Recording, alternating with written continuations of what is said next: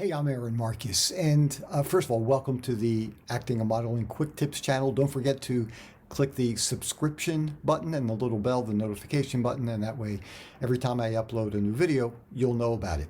So, hey, in today's video, I want to share with you the one question I asked the casting director that I know helped me book a reoccurring role on a Netflix show. So, as a matter of fact, it wasn't just any Netflix show. It was the very first television show that Netflix created. And I'm going to share that with you closer to the end of the video. But before I get to that, I just want to share some other information about television shows, about auditioning that I know will be really helpful to you. So let me start off by letting you know that typically for network television, there are pilots that are shot. These are kind of like sample shows.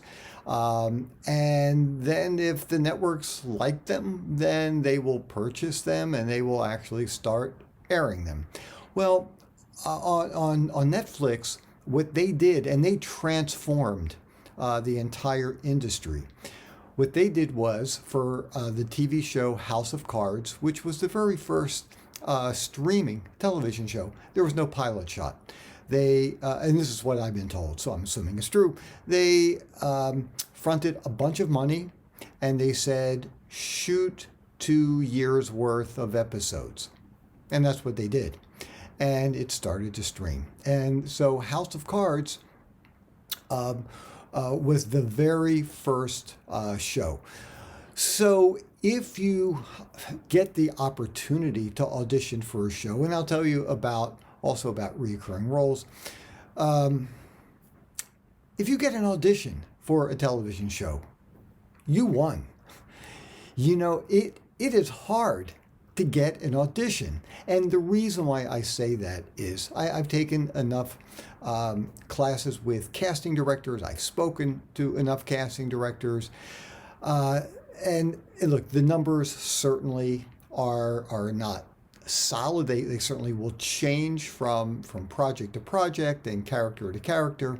But from what I've been told, it's not unusual for a casting director to get, anywhere from 500 submissions of headshots and resumes per role that they are casting for a TV show.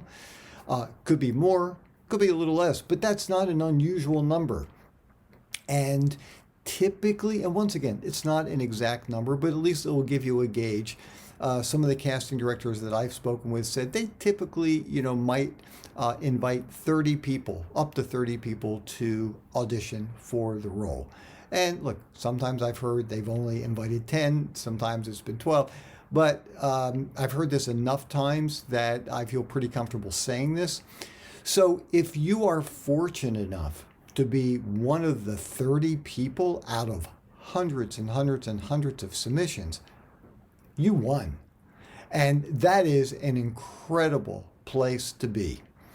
Now, if you are one of the 30 people, then when you get the sides, the very first thing that you have to do, and by the way, the sides is the short portion of the script that you'll be reading for your audition. I mean, typically, they're not going to send you the entire script. You just get your audition piece. And the very first thing you need to do, forget reading it over, forget highlighting your lines, forget thinking about characters and intent, and forget all that stuff. The very first thing you need to do is watch the show. You've got to be really familiar with the show. Is it a comedy? Is it a drama? Who are the players? Who are the different characters? I mean, if you walk into an audition and ask, hey, so this person I'm reading with, who is this person in the show? And, it's the star of the show. You're not going to get the job because you're going to be viewed as a very lazy actor. So watch the show and make sure you have a really clear understanding of just the feel of the show. Is it broad? Is it big? Is it very subtle? Do the actors talk very quickly to each other? Is it more, slowly paced out? make sure you have all of that information. Then you start looking at your sides. Now, this isn't going to be a video about how to audition. I'll do that in another video. But I do want to just make sure that you are very, very familiar with the show before you read for it. And if you want to get some additional information, you can always go to imdb.com, Internet Movie Database, and just do a search for the show. You don't have to have a paid subscription to be able to do that. And you can learn everything about the show, producers, casting director, all the different actors in the program. So anyhow, that will be really very, very helpful to you. Here's what I did. Oh, and by the way, one other thing. And it's really interesting. I just spoke with an agent the other day, and he told me he had one of his actors, actually who he no longer works with, contact him after the actor received an audition with a casting director. And the actor called the agent and said, I can't believe that you're asking me to audition with this casting director again. I've already auditioned for her 5 times, 5 different projects. Apparently, she doesn't like what I'm doing. Why are you wasting my time here? It makes no sense to me. And, when the agent was telling me this, I was just kind of smiling a little bit. And then I felt bad for the actor because the actor was just clueless. He just didn't understand. He didn't realize that if you get asked back to read with the same casting director, whether it's the same show or a different project, a second time, that's wonderful. That's great news. That means the casting director really liked your read, and for whatever reason, you were not the perfect person for that role. So for an actor to be upset because he already auditioned 5 times with the same casting director and hadn't gotten booked, that's just showing that the person really doesn't understand how the industry works. So for House of Cards, which is where I eventually got a reoccurring role, as the role was Michael. And Michael was the caretaker, the butler, for the mom of the president's wife, Mrs. Wright, who she is just an unbelievable actor. And I had an opportunity to work with I had a number of scenes. It was 3 episodes, including Mrs. Wright and also Mrs. Bernstein, an Academy Award-winning actor. And so I was her caretaker. And it was just an amazing experience. But getting back to the audition process, I auditioned for House of Cards 15 times. 15 times over 2 years. And sometimes I was put on hold, meaning that they were very serious about casting me. I was sent up to producers a few times. There were plenty of times I didn't get a callback or anything like that. And was I frustrated sometimes? Yeah, of course. I wanted to book something. But the thing to keep in mind is I knew that they were really liking what I did, and for a whole variety of reasons that are out of my control, I just wasn't the perfect person for that particular job. And the interesting thing was, it was on the 15th audition where I actually booked the reoccurring role. And it's funny how things can work out, because pretty much all of the other roles that I read for were either 1 day, maybe 2 days worth of work. This is the only one that was reoccurring, and that's the one I got. So to get to the question, so what did I ask the casting director that completely changed my audition, that I know helped me book this job? here's what it was. So I went in to read, and they had a name of a character. Now, I had watched the show a lot. I was very familiar with everybody in it. Um, and I asked the casting director, because I wasn't familiar with the name of this character who I was reading with. So I asked, I wasn't sure who is this character. And she had mentioned that she is playing Robin Wright's mother. And this was Ellen Burstyn. Um, and I said, oh, okay. And the follow-up question, because I wanted to know who she was. And like I said, she hadn't been in any other episodes before. She just started in season 4, which is when I started working.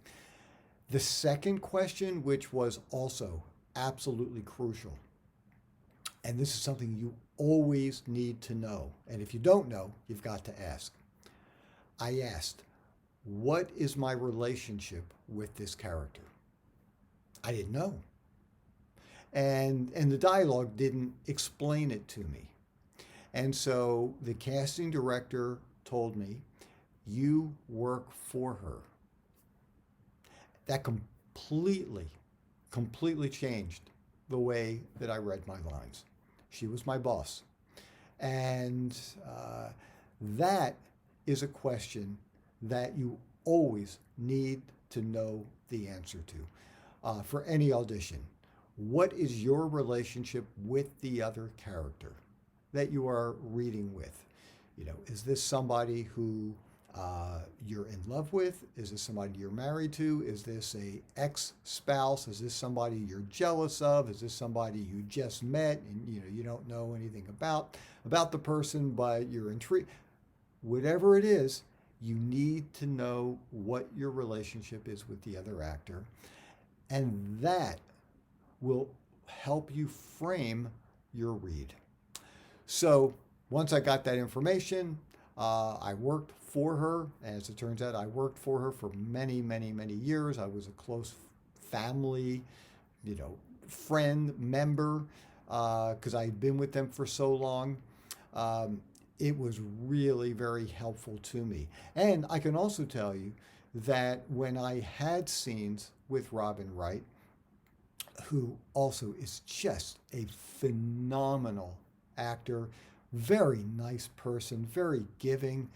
One of the things that was difficult for me, to be perfectly honest with you, was, here I am taking care of her mother.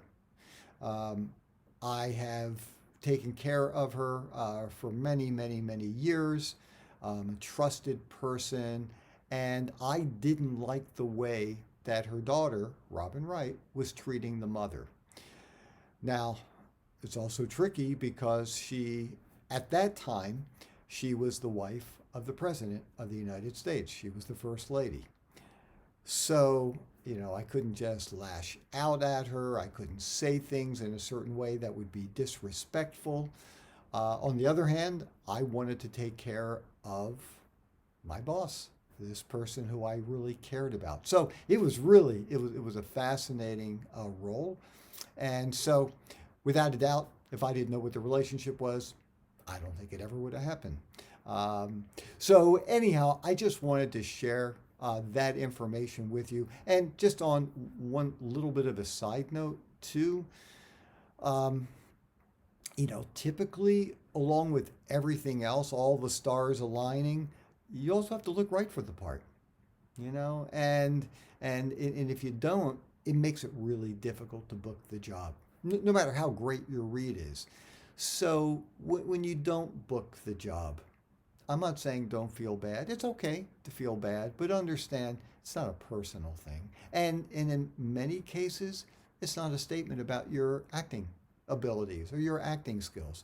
For whatever reason, you were too tall, you were too short, you were too beautiful, you weren't beautiful enough, your body was in too good a shape, it wasn't in good enough shape, you look too much like one of the other characters in this particular scene. Who knows? It could be a million and one reasons. So you don't book it, do whatever you need to do to make yourself feel better, whether it's going out and getting, Ben and Jerry ice cream, or, watching some of your favorite TV shows, or punching a punching bag, whatever it is that's going to make you feel better. But please do not take it personally, because these are not personal decisions as to who gets cast. These are business decisions. That's all. And look, I'm not saying, hey, maybe you need more training, maybe your audition could have been better. Yeah, of course. That's very possible too. But, in most cases, you just weren't the perfect person for the role. So anyhow, I just wanted to share that with you. If you have any experiences of doing something at your audition that you felt really helped you book the job, please share it below. That's why I have the Acting and Modeling Quick Tips channel, for a lot of people to help each other, to share information with each other. So please leave a comment below. Love to see it. At the very bottom of the page, I do have a donation link. If you are comfortable, if you can, please click it. It goes straight to PayPal. Once again, if you can't, that I completely understand too. But I'd love to have you support the channel and be a part of it as well.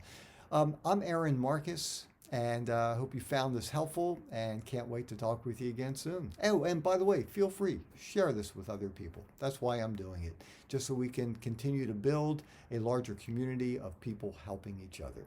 Okay, see ya.